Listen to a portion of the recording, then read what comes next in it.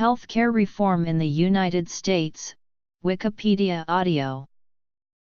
Healthcare reform in the United States has a long history. Reforms have often been proposed but have rarely been accomplished. In 2010, landmark reform was passed through two federal statutes enacted in 2010, the Patient Protection and Affordable Care Act, signed March 23, 2010, and the Healthcare and Education Reconciliation Act of 2010, which amended the PACA and became law on March 30, 2010. Future reforms of the American healthcare system continue to be proposed, with notable proposals including a single-payer system and a reduction in fee-for-service medical care. The PACA includes a new agency, the Center for Medicare and Medicaid Innovation, which is intended to research reform ideas through pilot projects. Here is a summary of reform achievements at the national level in the United States.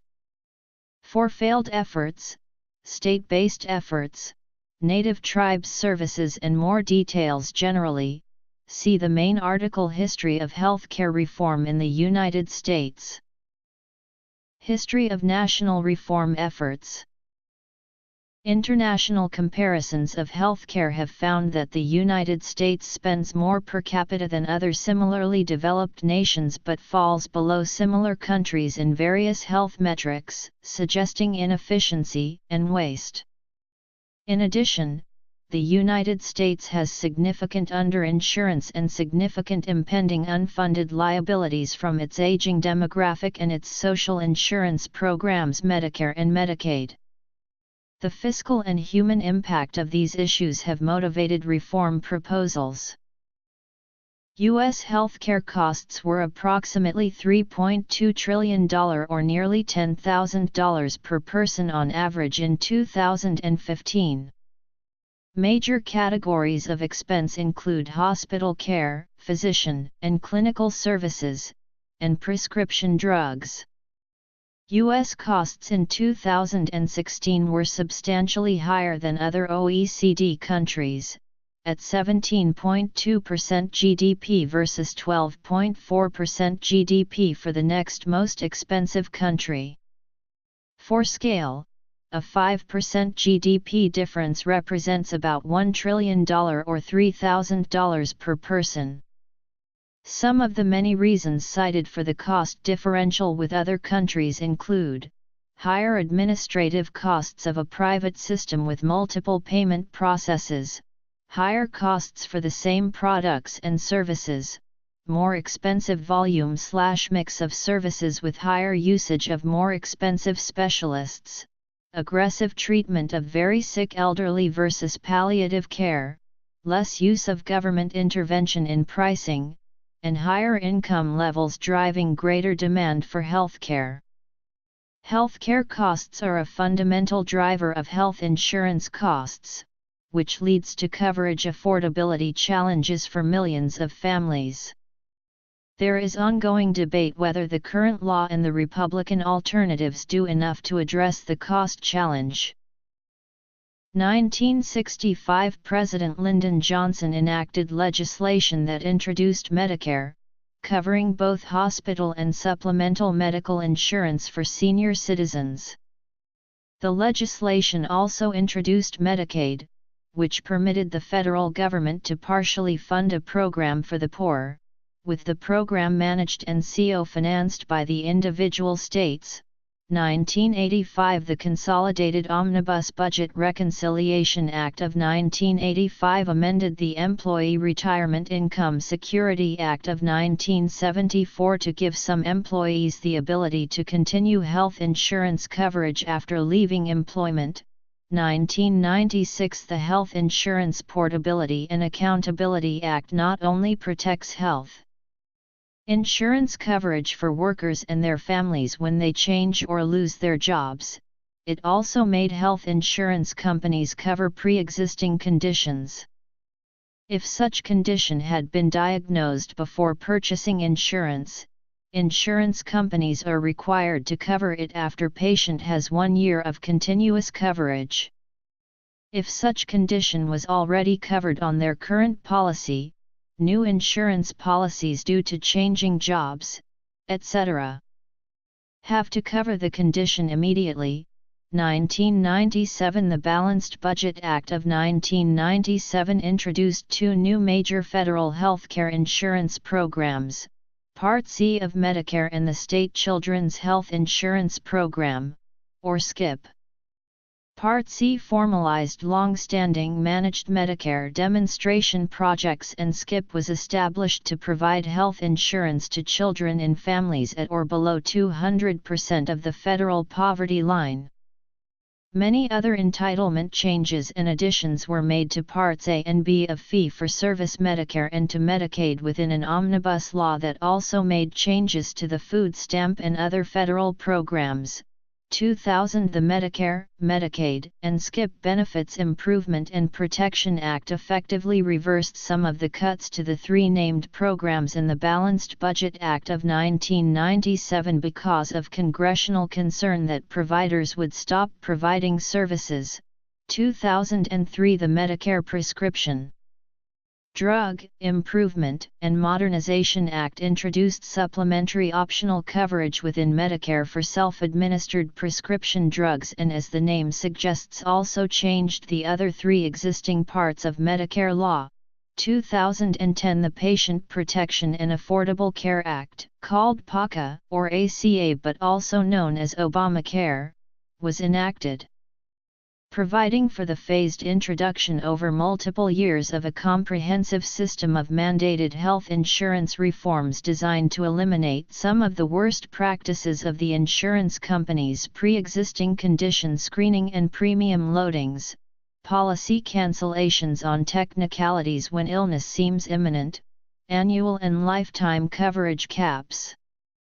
It also sets a minimum ratio of direct health care spending to premium income, and creates price competition bolstered by the creation of 3 standard insurance coverage levels to enable like-for-like comparisons by consumers, and a web-based health insurance exchange where consumers can compare prices and purchase plans.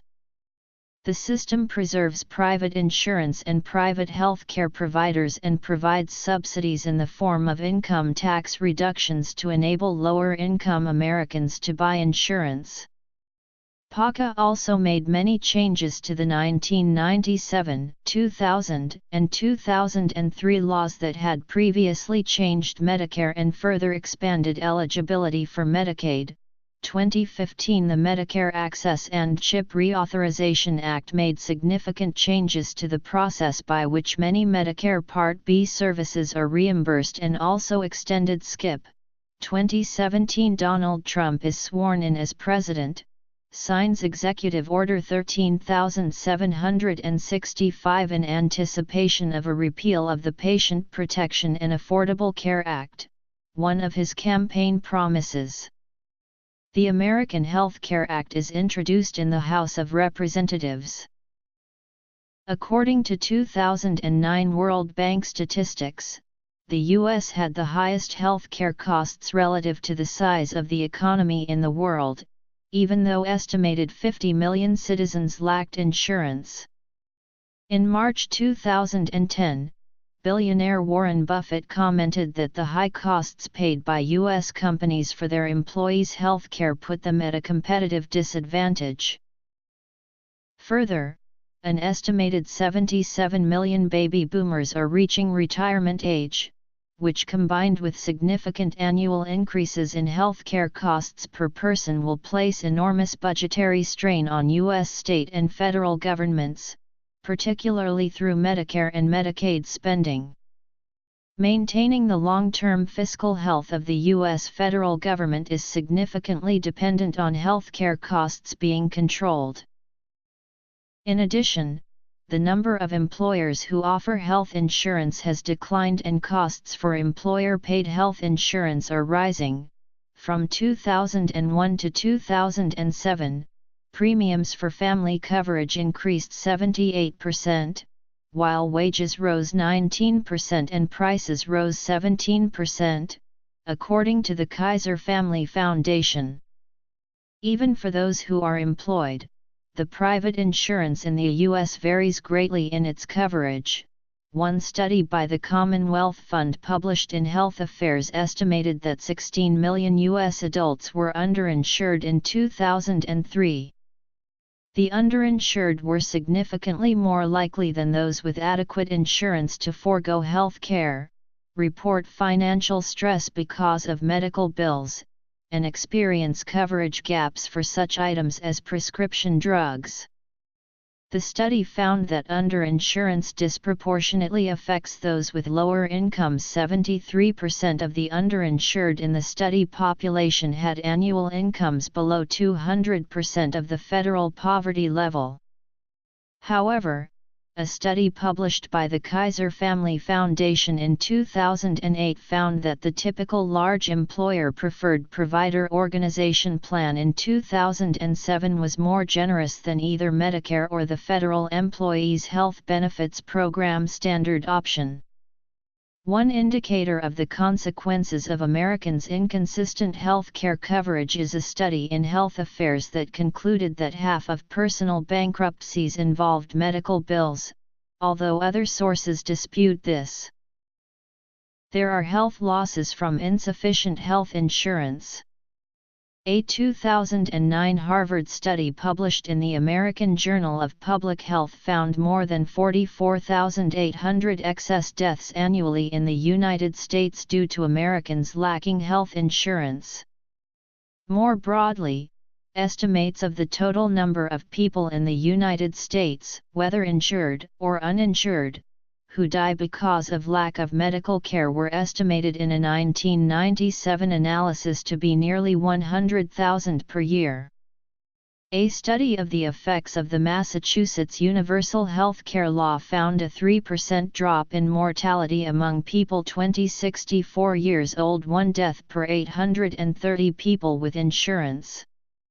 Other studies, just as those examining the randomized distribution of Medicaid insurance to low-income people in Oregon in 2008, found no change in death rate. The cost of insurance has been a primary motivation in the reform of the U.S. healthcare system, and many different explanations have been proposed in the reasons for high insurance costs and how to remedy them. One critique and motivation for healthcare reform has been the development of the medical-industrial complex. This relates to moral arguments for healthcare reform, framing healthcare as a social good, one that is fundamentally immoral to deny to people based on economic status. The motivation behind healthcare reform in response to the medical-industrial complex also stems from issues of social inequity, promotion of medicine over preventative care.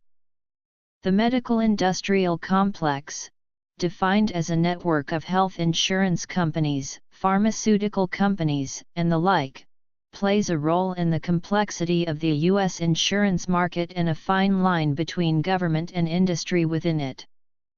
Likewise, critiques of insurance markets being conducted under a capitalistic, free market model also include that medical solutions, as opposed to preventative health care measures, are promoted to maintain this medical-industrial complex.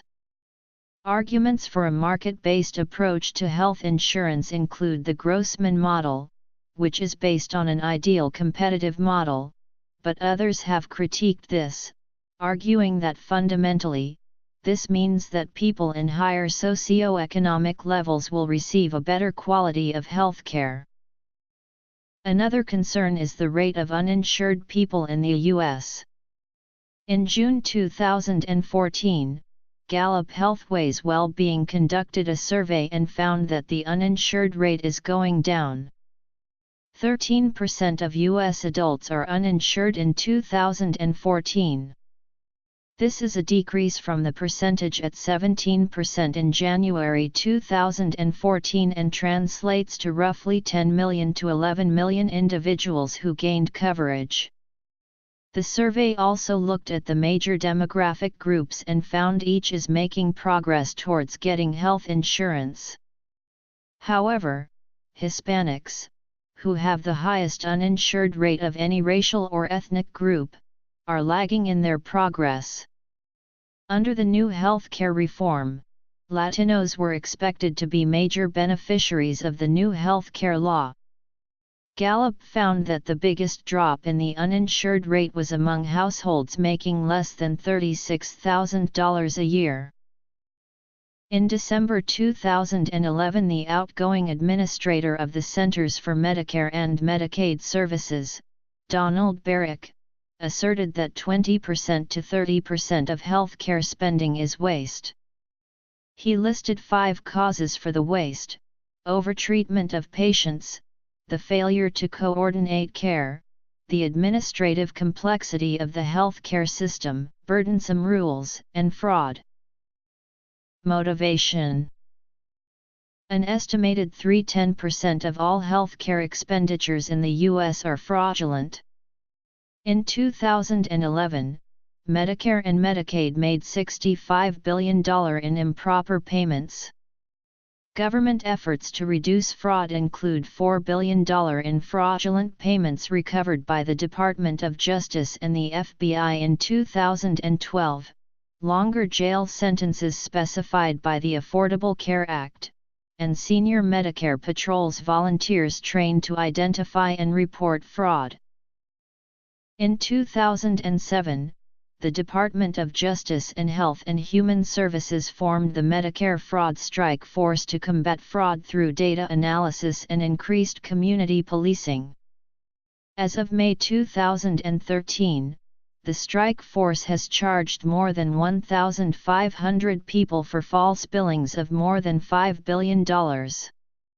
Medicare fraud often takes the form of kickbacks and money laundering. Fraud schemes often take the form of billing for medically unnecessary services or services not rendered. There is significant debate regarding the quality of the U.S. healthcare system relative to those of other countries.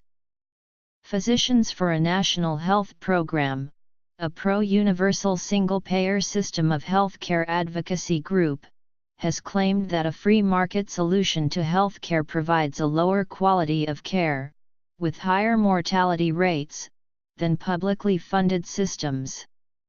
The quality of health maintenance organizations and managed care have also been criticized by this same group. According to a 2000 study of the World Health Organization, publicly funded systems of industrial nations spend less on health care, both as a percentage of their GDP and per capita, and enjoy superior population-based healthcare outcomes. However, conservative commentator David Gratzer and the Cato Institute, a libertarian think tank, have both criticized the WHO's comparison method for being biased. The WHO study marked down countries for having private or fee-paying health treatment and rated countries by comparison to their expected healthcare performance, rather than objectively comparing quality of care. Some medical researchers say that patient satisfaction surveys are a poor way to evaluate medical care. Researchers at the RAND Corporation and the Department of Veterans Affairs asked 236 elderly patients in 2 different managed care plans to rate their care, then examined care in medical records, as reported in Annals of Internal Medicine. There was no correlation. Patient ratings of healthcare are easy to obtain and report, but do not accurately measure the technical quality of medical care, said John T. Chong, UCLA, lead author. Public opinion polls have shown a majority of the public supports various levels of government involvement in healthcare in the United States, with stated preferences depending on how the question is asked. Polls from Harvard University in 1988, the Los Angeles Times in 1990, and the Wall Street Journal in 1991 all showed strong support for a healthcare system compared to the system in Canada. More recently, However, polling support has declined for that sort of healthcare system, with the 2007 Yahoo/AP poll showing a majority of respondents considered themselves supporters of single-payer healthcare, a majority in favor of a number of reforms according to a joint poll with the Los Angeles Times and Bloomberg, and a plurality of respondents in a 2009 poll for Time magazine showed support for a national single-payer plan similar to Medicare for All. Polls by Rasmussen Reports in 2011 and 2012 showed pluralities opposed to single-payer health care. Many other polls show support for various levels of government involvement in health care, including polls from New York Times/CBS News and Washington Post/ABC News, showing favorability for a form of national health insurance. The Kaiser Family Foundation showed a majority in favor of a form of national health insurance, often compared to Medicare, and a Quinnipiac poll in 3 states in 2008 found majority support for the government ensuring that everyone in the United States has adequate health care among likely Democratic primary voters.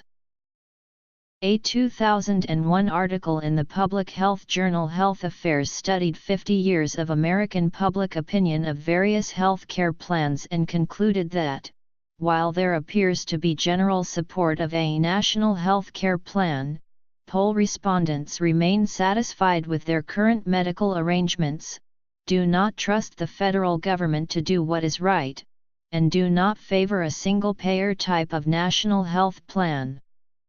PolitiFact rated a statement by Michael Moore false when he stated that the majority actually want single-payer health care. According to PolitiFact, responses on these polls largely depend on the wording. For example, people respond more favorably when they are asked if they want a system like Medicare. Insurance cost and availability. Waste and fraud.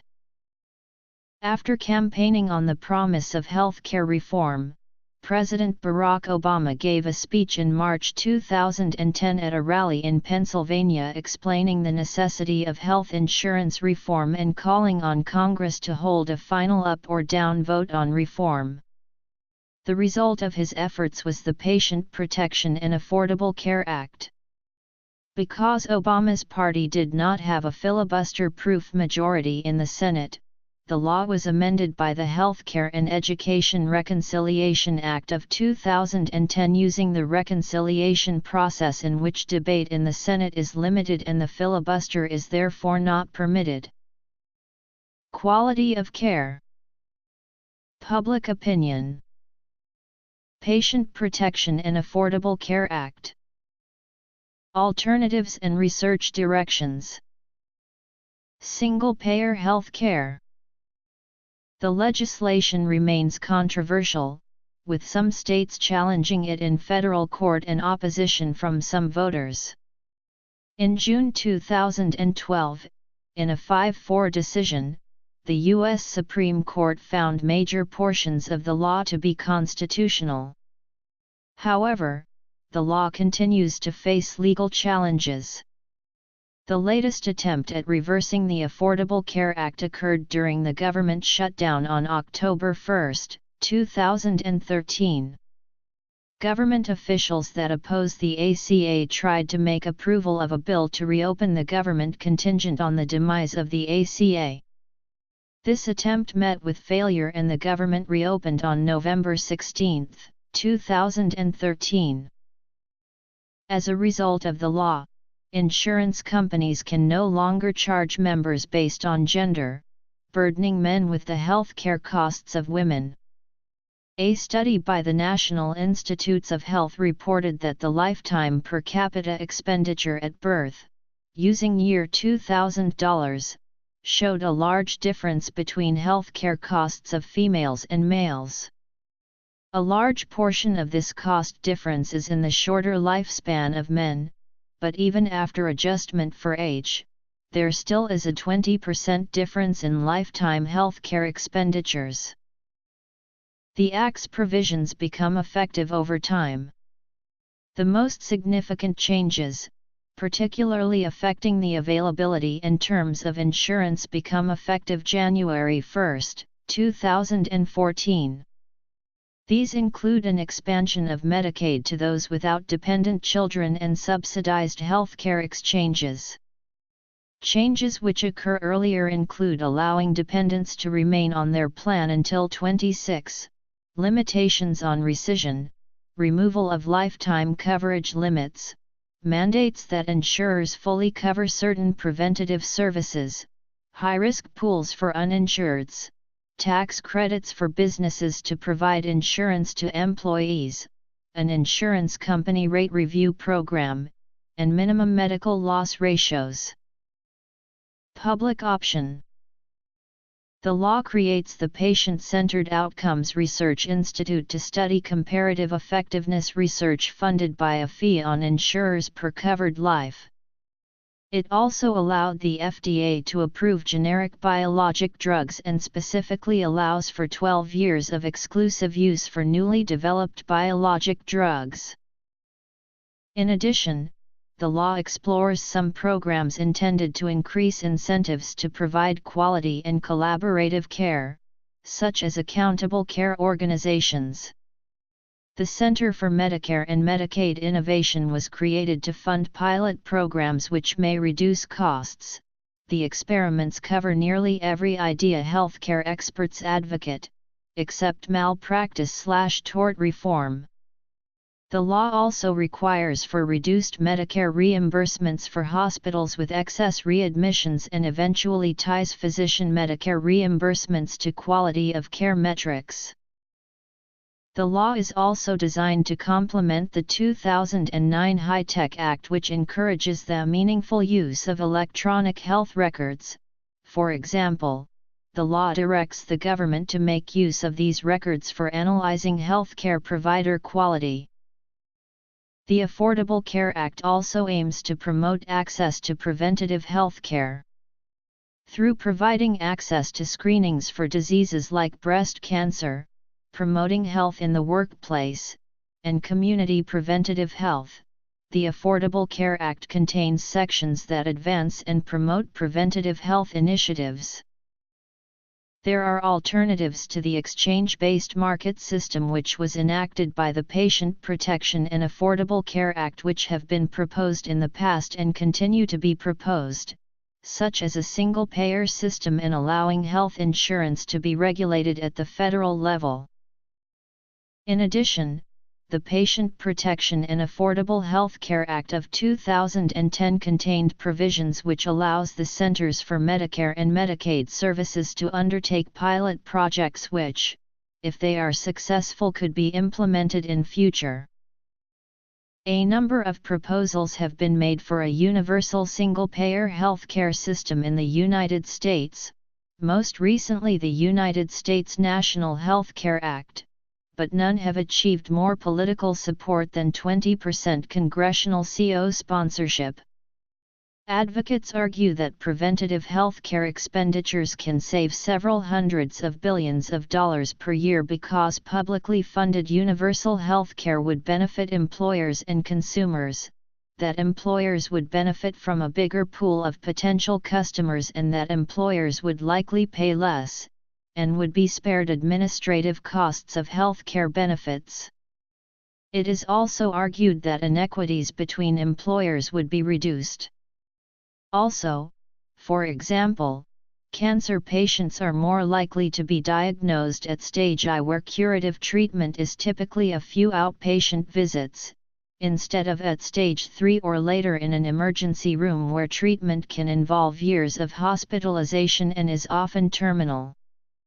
Others have estimated a long-term savings amounting to 40% of all national health expenditures due to preventative health care, although estimates from the Congressional Budget Office and the New England Journal of Medicine have found that preventative care is more expensive. Balancing doctor supply and demand. Any national system would be paid for in part through taxes replacing insurance premiums, but advocates also believe savings would be realized through preventative care and the elimination of insurance company overhead and hospital billing costs. An analysis of a single-payer bill by the physicians for a national health program estimated the immediate savings at $350 billion per year. The Commonwealth Fund believes that, if the United States adopted a universal health care system, the mortality rate would improve and the country would save approximately $570 billion a year.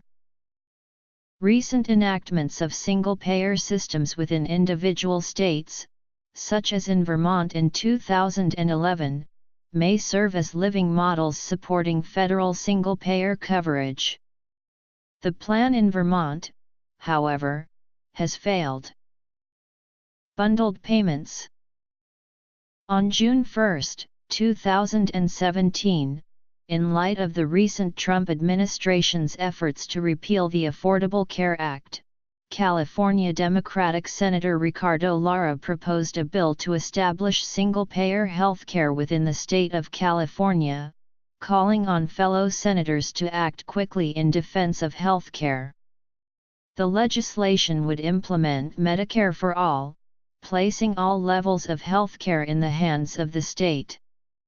The bill proposed to the California Senate by Senator Lara lacked a method of funding required to finance the $400 billion policy. Despite this lack of foresight, the bill gained approval from the Senate and will move on to await approval by the state assembly. In wake of the Affordable Care Act, the state of California has experienced the greatest rise in newly insured people compared to other states.